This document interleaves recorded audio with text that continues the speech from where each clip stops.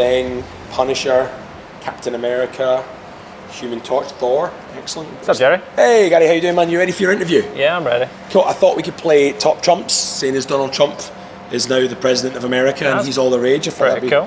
I can't believe he actually is the president. I can't believe he actually ran for it, but there you go. Yeah. It happened. Do you know that he ran in 2000 for the Reform Party? He's already ran. Yeah, he already ran. Yeah. Right. Got the support of Jesse Ventura. Jesse the Body Ventura The supported Body him. Ventura, yeah. That's quite a few facts about Donald. Are you a big fan of Donald Trump? Nah, not really, nah. Cool. Well, it's got nothing to do with the interview anyway, should we? Cool. Should we do Let's some go. Top Trumps? My name's Gary Russell. I'm number 1 for Braehead clan. I'm a goalie. I'm a kind of quiet, confident guy. Just kind of get on with my job and stop pucks. Okay, here we go. What have I got here? All mine are rubbish. Have you played Top Trumps before? Never. First time. Right, so basically you look at whatever superhero you've got there and you give us the whatever stat you think might win, you read out the stat and then we see who's got the highest, we put those cards aside, we see who's got the most cards. Sweet. Do you want to give it a quick go to start with? Yeah, why not? Okay, I'll go first. I'm going to go for fighting skills. Fighting skills? Yep. I'd take the top one off. Yep. What have you got? Spider-Man. Spider-Man, I've got Storm. What was his fighting skills? 132. 138. That's an early victory for the Gerry, right? Fantastic stuff. Well, we've come all the way anyway to Dumfries to have a little chat about your career and stuff and starting, but it's always more interesting to start with how British guys got into hockey. So it's not usually the most normal route. How was it for you? How did you first get into hockey? I was in Glasgow at the time. My brother, he was just getting into ice hockey, and I was three at the time. And then one of the coaches just gave me a pair of skates and told me to go on, and then that was me ever since. Yeah. How much older is your brother? 5-6 years. Wow. Yeah. So. And 3 years old. I mean, that's the way to start, isn't it? Getting the access to ice at that age is fantastic. Yeah, that was it for me. Just having the access about the ice rink and just getting chucked out there. You have no fear at that age, so you go on, you just have fun. And at what stage did you know you want to play at a higher level then? Because you've really kind of moved through the ranks, haven't you? Yeah. I mean, I've always just wanted to kind of play at the highest level I can. So up in Scotland, Dumfries was the kind of best place for me to come. So I played there, and I've just had a bit of ambition to kind of try and get as high as I can. So when Braehead started, I wanted to be there, but at the time, I couldn't. In season 1, I couldn't kind of join straight away, so I had to kind of build my way up. So it's been an interesting. Where was the first place you started ice skating then? Was it actually out here in Dumfries, or was it near Glasgow? No, I was born kind of raised in Glasgow, so it was the Summit Centre, which is it was in Finnieston, and it's now the Virgin Active Gym. Right. So that was my first kind of memories of an ice rink. There's a little sad look when across your eyes there. Yeah. Is it always sad to see your initial ice rink disappear then a sad day? It's it happens quite a lot in my kind of career. It happened Summit Centre, Lagoon Centre, the Air Central. Have you been killing off ice rinks then? Is that what you're saying? Yeah. Braehead Arena's next. So. Watch out, fans.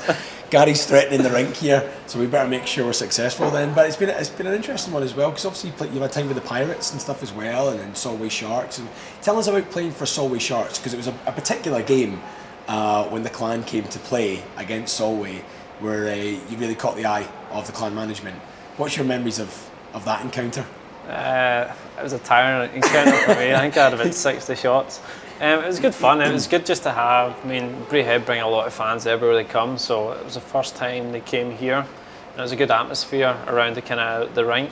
Like, our team at the time was very young, so we were kind of learning.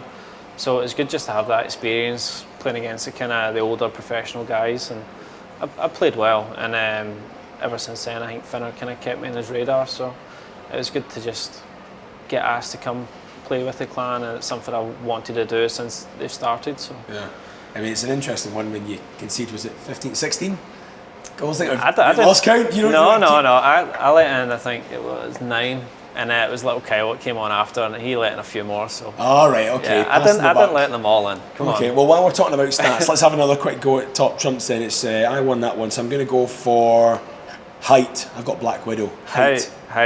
I'm Iron Man. 183. That's brilliant. That's yours. That is all me. That's a really good effort.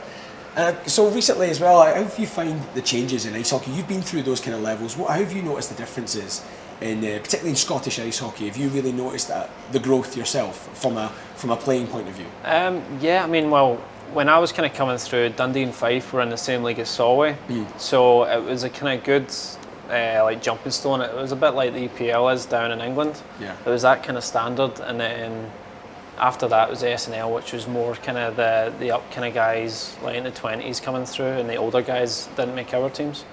So, I mean, it was a good kind of standard then, and it all kind of dropped off. So we had to join the English league, so it got complicated. Yeah. So it was hard for us to kind of get back up to that level in Dumfries. So, yeah, to get to where I am now, I feel quite lucky, to be fair. And it's interesting because a lot of times when I'm interviewing players, there's a certain point we say, like, at what point did you realise you wanted to play professional? Did you want to kind of drop these things? But you've managed to keep things going both ways, because not only are you number one at the moment for the Braehead clan, you're between the pipes as well at the moment, but you're also policing the main streets of Glasgow as well. So how do you find that workload? Must be pretty tough. Yeah, it's I do quite a bit of hours, but the best thing about like having the two aspects is if I get carried away in one, the other knocks you straight back down. So like people in the police don't care if you went out and you've won or whatever. So how'd you get carried away in the police force then, Gary? What have you been doing? No comment. I need to catch on something there. Yeah. But it's you know what I mean. Like you get the same abuse from the guys. You know, it's a good bit of banter. So you keep yourself grounded in that respect. Of course, the Cops have quite an established hockey team as well. Have you never been drafted in for that team? Yeah, we had a couple of charity games before I joined Braehead. I was playing out. We had in Edinburgh. I was playing. All right. Got a couple of goals. So I was playing outfield. So you take that little chance. Did you always know you wanted to play between the pipes? I played out when I was 3, and I think I was about 6, 7 when I went in goals. And it's because my brother's a goalie. I kind of look up to my brother, and I want to copy everything that he does and try and beat him somehow. So I've always kind of wanted to be a goalie in that way, but I've always enjoyed playing out. I played roller hockey, like outfield, and I like that aspect. So I like both positions, but I'm a better goalie than I am a player. Yeah. Just because of my build, I'm a skinny guy. You like the agility style of things? Yeah, well, if I played out, I would get absolutely crushed. So, yeah, I'd have broken bones everywhere. So it must be really interesting for you, particularly last season with Chris Holt coming to play alongside you. A guy who's got some NHL experience, KHL experience as well. You seem to have a really good camaraderie with Chris Holt last season. Yeah. What was it like meeting up with him and sharing that end of the locker room with him? Yeah, well, I didn't know Christopher when he came in, and when I kind of met him, he's a character. Like, if you had any interviews with him, he's really loud, abrupt. You know, he's such a nice guy. Yeah. And just to kind of learn how he plays the game. You know, uses his size. And for me, like I've said it in interviews before, I felt like he's played in the NHL, Madison Square Garden, all these kind of places, and I'm competing with him like day in, day out, trying to get myself at his standard. So for me, knowing that I could challenge someone like that was a big kind of thing mentally for me, knowing that I can go on the ice and I could easily like win a game or like just be myself and like compete for number one spot. Yeah, because obviously, I mean, it's notorious around hockey that the backup goalie is one of the hardest jobs in the world. You've got to keep yourself alert even when you're not actually amongst the action of it. It's been a difficult one, but you've had some brilliant opportunities to step up and perform really well. This season, currently, you're in that position. What goes through your head when that opportunity suddenly occurs? Obviously, it's difficult because a teammate's injured, but what goes through your head when you feel like you might be about to get on the ice? I'm mainly just trying to relax. Like, your heart starts going, it starts pumping, you get that adrenaline, the excitement.